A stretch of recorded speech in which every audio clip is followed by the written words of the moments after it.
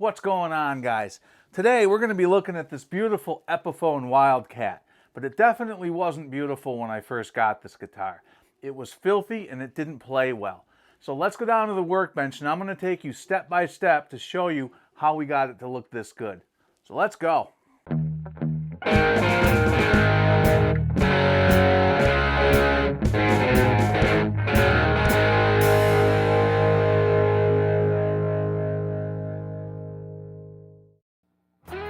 Alright, so now we're on the bench and we're going to do this a little bit differently, and then I'm going to try doing a voiceover and see how that works. The first thing we want to do is just check the truss rod and make sure that the truss rod functions. If your truss rod doesn't work, you've got bigger problems and there's no sense in proceeding on. Working on this one here, I discovered that this had a two-way truss rod, and in this case the rod was actually tightened in the opposite direction, which is basically assisting the string tension, which is why it had so much of a bow in the neck. Once I was able to adjust the rod, I went past the point of zero and then began to tighten the rod until it was countering the string tension, and pretty quickly I was able to get a neck relief that was satisfactory. This is something that you have to check again once you get your new strings on, but at least we know the rod works and we know that we're close with our relief, and that gives us the ability to start moving on. Now the next thing we want to do once the relief is set is to just go ahead and remove the strings, and then we want to give the guitar a good look over. And in looking over the guitar, I was able to find a few things. Overall, the guitar is just really dirty. We did find some glue on the fretboard. Master volume is a little bit wobbly. We also were able to see that this has a roller bridge that somebody added, which was probably to help address some of the tuning stability issues they were having. But ultimately it's not usually the bridge that's causing those problems. Based on that, I looked a little bit at the Bigsby, and in looking at the Bigsby I could see that that roller bar was very stiff, and that was likely the source of why they didn't have the best tuning stability. So that's something we're going to have to address moving forward. Moving past the Bigsby, I was able to see that all of these tuner posts were loose, so that's not a big deal. We're going to be taking these completely off anyway as we go through and clean the guitar. That said, the next step was just to go ahead and start taking the guitar apart, and I did want to take everything apart. That includes removing the tuners, getting the Epiphone logo off of the headstock, and then moving down we're going to take off all the knobs. We're going to take off the bridge, and we're going to remove the Bigsby. That way we have as much of a clean slate as practical to work with in order to start cleaning the guitar.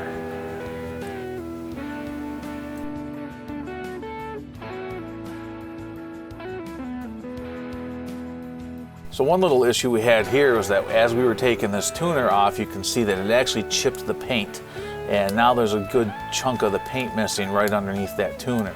Fortunately, I found the chip, so moving forward we're going to be able to glue it back in.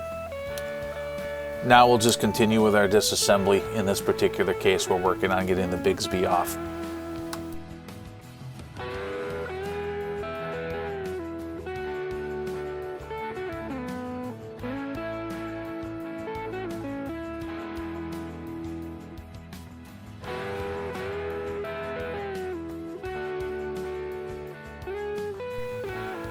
So now that everything's taken apart, the next thing we want to do is go over the guitar with some naphtha or lighter fluid just to get all the dirt and schmutz and all the other junk off of it.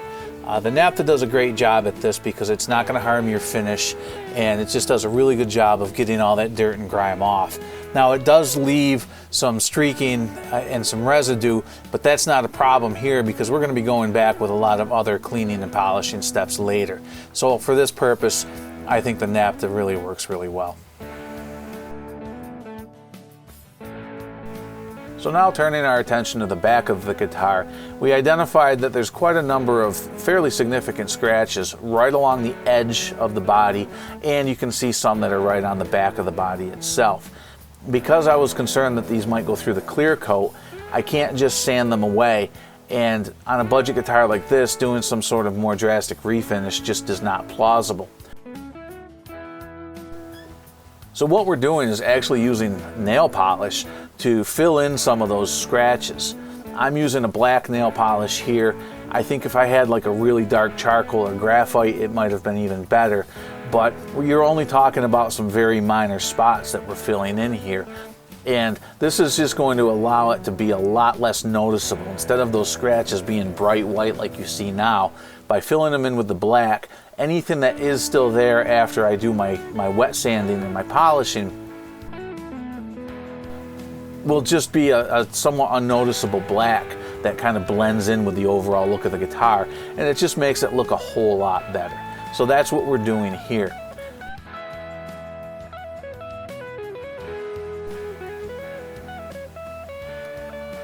This nail polish is actually pretty old, and because of that it's gotten very thick.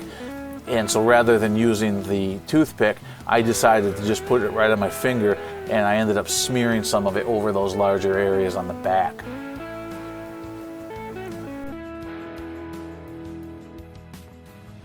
As I was going through and cleaning the guitar with the naphtha, I was reminded that we have a loose output jack, so we're going to have to make sure to take care of that as well. Now they have special tools that you can use. I don't have those tools. Two methods to be able to fix these without the tool is to take that whole plate off so that you can hold the backside of the jack while you tighten, or you can stick some sort of a curved object in there like you see me doing here, and this gives me the opportunity to just hold that from spinning while I tighten it up with a wrench. And that's what I decided to do here. It's simple and effective, and it allows me to just keep moving forward. With that out of the way, our next step is going to be to go back to addressing the finish. I'm using a rough cut rubbing compound here, and you can do this with a buffing wheel or with other sorts of attachments. I chose to just do it by hand because I didn't have any deep scratches on the front that I needed to get out. Plus, when you do it with a tool, it slings it everywhere, and I just can't be bothered to get that mess all over my workbench on such a small project. Now you can see that we wipe it away, and right away that finish is already looking 1,000,000% better. The rubbing compound really does a good job of getting all of the micro scratches as well as the rest of the dirt and junk off of the surface. Now when you use the rubbing compound like this, you do end up with a little bit of a haze, and that's just because the rubbing compound itself is pretty aggressive and leaves some swirls and some scratches in the surface. We'll be addressing that by going back over this with a mild swirl remover, and that will help get rid of all that haze and really give it a nice luster. Now we're going to head back to the back side of the guitar where we've had that nail polish drying. Now that it's good and dry, we're going to go at it with a number of different grits of sandpaper to sand all of that new paint out of it, and the only paint that'll be left will be the paint that's down inside of those scratches. So we're going to start with about an 800 grit sandpaper. We're going to get it wet, and we're just going to start sanding until we've got the vast majority of that paint and those scratches removed. Once we get past that point with the 800 grit, we're going to come back with a 1000 grit, a 1500 grit, and then finally a 2000 grit. Once we've done all of that, now we can go back to that rubbing compound like we did on the front and polish up the rear, and it'll take away all of the sanding scratches that were left from the sandpaper. Now with all that polish wiped off, you can see that it looks a whole lot better. All of those marks and scratches have virtually disappeared. So now it's time to fix that little chip we had in the back of the headstock when we were taking off the tuner. You can see that spot right here in the picture. So I was lucky enough I was able to find that piece. So I've got that piece put back into place, and I'm holding it into place while I wick some thin super glue in around the edges of that crack. Now once that super glue is around that crack, we're going to use a little bit of parchment paper just to hold and press that to make sure that the glue is going to dry with it pressed down as close to the body as possible. The nice thing is the glue doesn't stick to the parchment paper, so it works really well for this.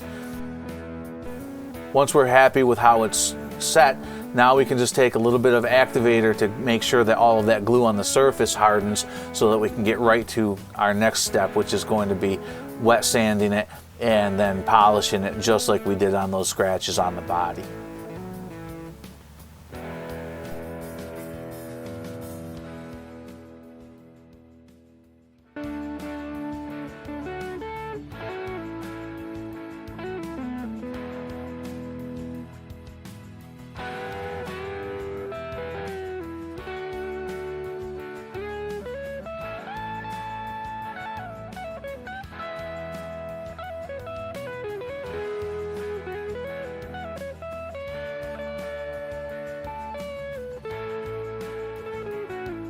As I mentioned earlier, that rubbing compound that we rub the whole body with leaves a little bit of a haze all over. So now we're going back over with a swirl remover, which is still an abrasive, but it's much more mild than the rubbing compound.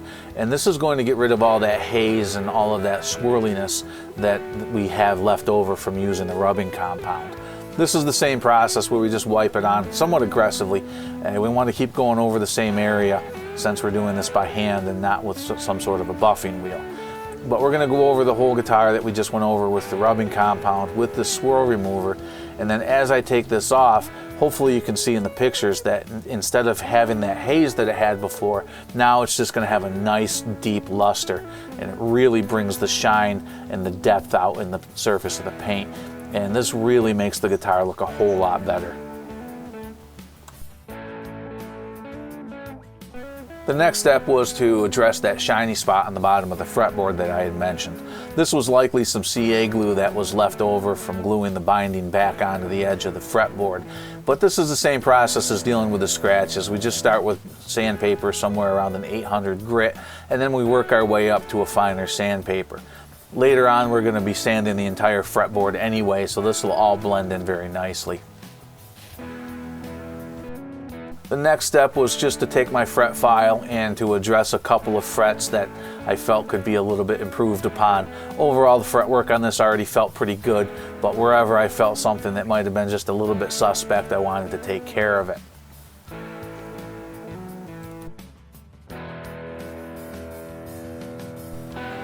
After we finish filing the frets, the next thing I like to do is take some fine sandpaper and go ahead and polish up the edges of those frets. It gets rid of the tooling marks that I just put into it, plus it just does a great job of adding a little bit more refinement and a little bit more smoothness, not only to the edge of the frets, but also to that edge of the fretboard to give it a little bit more of a rolled feeling. The next step is to focus our attention on the surface of the frets, and for this first step with the 800 grit sandpaper, I use the fretboard protector just because I'm pushing pretty aggressively and I don't want to leave any deep scratches in the fretboard.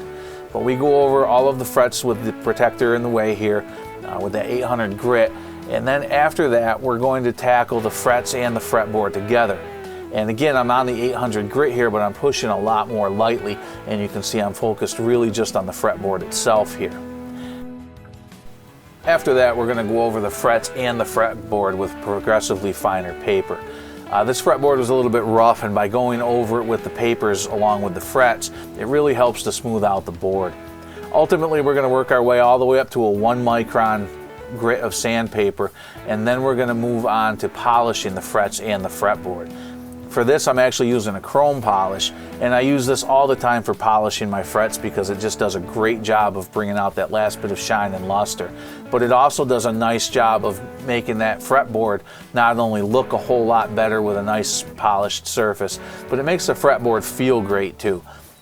The result is that your rosewood board almost ends up feeling more like an ebony board, and I just really like the way that feels under my fingers. And it doesn't hurt that it also makes the board look great too.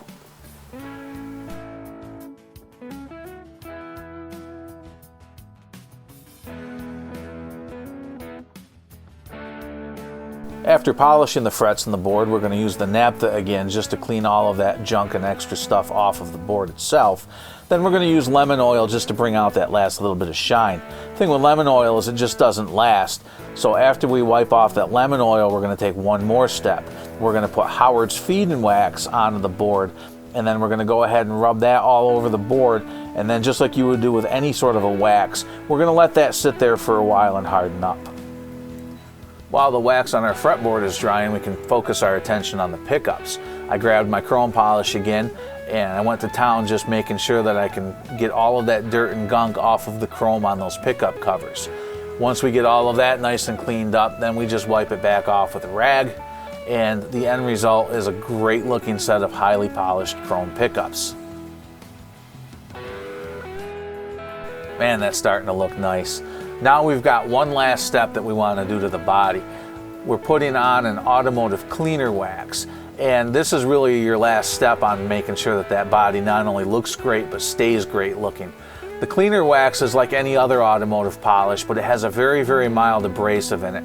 And I just happen to use this because if I'm not using the swirl remover on a guitar first, this mild abrasive and the cleaner wax will just help get that last little bit of dirt and junk up off of the body. In this case, I'm really just using it as any sort of an automotive polish to make sure that we've got that painted surface looking the best it can, and it'll be protected so that it'll stay looking nice for a long time.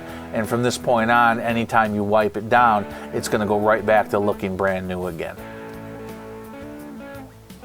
With the wax drying, now's a good time to talk about what I did with the Bigsby. In addition to cleaning the Bigsby, I also wanted it to work better, specifically that front roller that the strings go underneath. That roller was really stiff and really didn't work well, so what I wanted to do was take it apart and make it work a whole lot better. The first step is to remove the snap ring on the side. Once you take that snap ring off, then you can work on the parts individually. Unlike the better Bigsbys that have bearings inside of them, this one just works on a couple of bushings. That said, the bushings aren't really the problem. The problem is that that bar is just a little bit too wide to fit well between the rails of the Bigsby.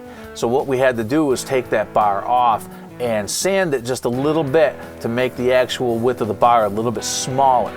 Once we did that, we just had to put a couple of drops of oil on the bushings, put it back together. Now that bar works super smooth and actually rotates when you use the Bigsby instead of the strings just sliding over it. Now we've had some time go by and we can use our microfiber cloth to take all of that wax off of not only the guitar body itself, but on the fretboard too. And now you can really start to see just how awesome this guitar looks. The backside also looks great and you really can't even see those scratches anymore. Well guys, I hope you enjoyed following along as I brought this guitar back to life. I had a lot of fun doing it. Now I'm going to play you out with a little bit of a southern rock type of a jam that I did over a backing track, just so you can get a little bit of a flavor for how this guitar sounds. If you might be interested in buying this guitar, check my links below in the description. If you enjoyed this video, make sure you check out some of my other ones. I think you'll enjoy those too. At the end of this video, I'll have a link to a neck break repair that I did on an Epiphone Les Paul special. I think you'll really enjoy that one too. Until next time guys, thanks for watching.